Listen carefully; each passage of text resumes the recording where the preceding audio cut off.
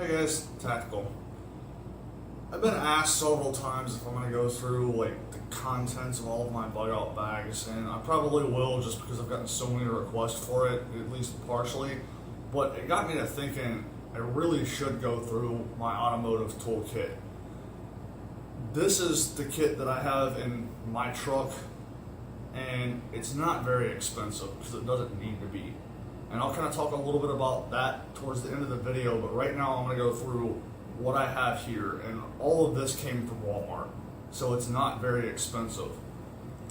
The first thing I think you absolutely should have is screwdrivers. So I've got a set of like standard length Phillips and flathead. I also have a pair of stubbies, so little short guys. And just as an example, I think these were sold separately. I think they were like $2-3 for each, so not a whole lot of money. Now, this is my combination wrenches. The little bags that they come in are crap. So I got this from a friend of mine who's a bartender. It's just a Crown Royal bag, and this thing is held up remarkably for the weather conditions around here. The average temperature in the summer here is about 110. But yeah, this is just my combination wrench set. I've got standard, SAE, and metric in here. Even though my truck is completely metric, you never know. But then I've got a crescent wrench. Always a good idea to have a crescent wrench. Then I've got a pair of wire cutters, also commonly referred to as dikes. A pair of needle nose pliers. Just a regular pair of pliers. A pair of channel locks, and these are adjustable, so you can adjust these. You really need to take these in and put a wire wheel to them and oil them. A little salt air around here, but decent pair of vice grips. And then standard SAE and metric Allen wrenches.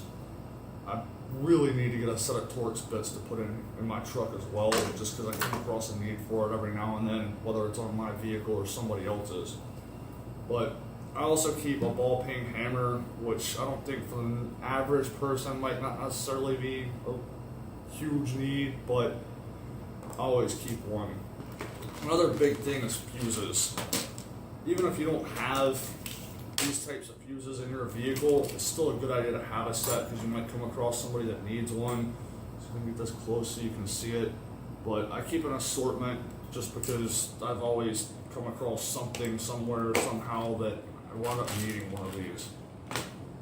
And because I am a mechanic by trade, this is also something I don't think is a huge requirement to have in your vehicle, but I keep it just because I always find a need for it. But I keep a little assortment of butt connectors for splicing wires together, as well as like some of the little ring terminal guys. And so with that, I also keep a decent pair of wire strippers. So if you've never seen these guys, you've got little half holes here that you put the wire in, clamp this down, and then you can strip the insulation off of the wire. And at the bottom here, you've got different slots with, I don't know if you can see this little notch here, but that's what you use to actually crimp those types of fittings. So that's my basic toolkit. Well, with the exception of one other thing that I'm going to get to in a minute. But I also think it's a good idea to keep, should have untangled this first, bungee cords and ratchet straps. So this is just an ordinary, average, everyday ratchet strap. I've used this for more than just like strapping stuff down. I had something I was working on the other day. You had 4 mounting points and one of them didn't line up right, so I actually used this to pull it into place so I could get the bolts in. So ratchet straps are always a good thing to have. I'm gonna throw this stuff out of the way. And this is my socket set. This also came from Walmart. It's just a little Stanley socket set. And the thing that I love about Stanley socket sets is this. Nothing falls out. They've got a little locking system here and so these just pop out. They can be a little bit of a bear to get out sometimes, so sometimes I can use this guy and just, you know, pop it out, or I also leave, I can get it out of here. And of course, now that I'm shooting a video, it's gonna get stuck. But also for some of the smaller guys, I can just use this and it pops them out nice and easy. But I can't even tell you how many times I've like knocked one of these things over when it wasn't a Stanley set and sockets just go everywhere. And I can't stand that.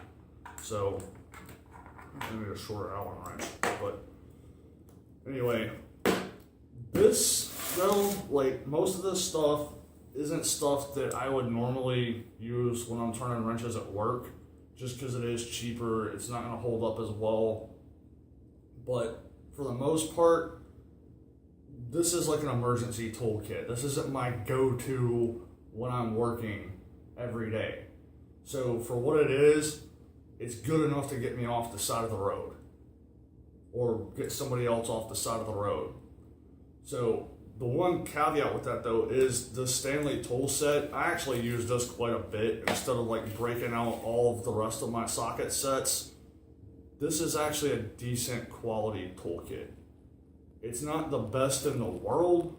It's not as good as the stuff that I use normally at home or at work, but it is a decent socket set and it's held up really well. The only thing that I don't have out of any of the Stanley kits that I have is I'm missing a ratchet, an extension, and a 12mm socket that I apparently lost somewhere at a junkyard.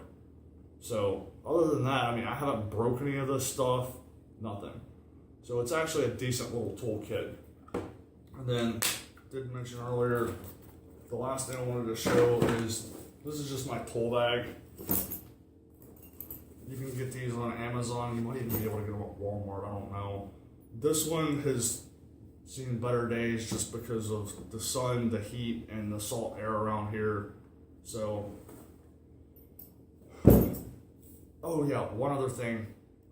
I did not show in this video jumper cables and a jack.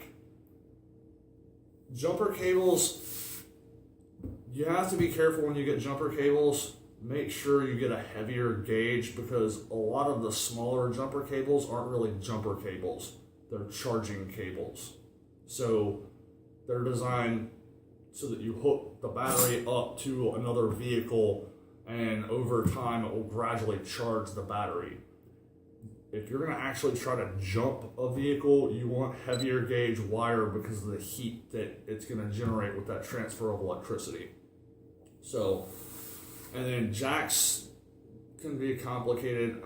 Most of my stuff is in long-term storage and I don't have access to it right now, but I'm going to talk to a couple of other shops around here and see if I can borrow a different type of jack for each type.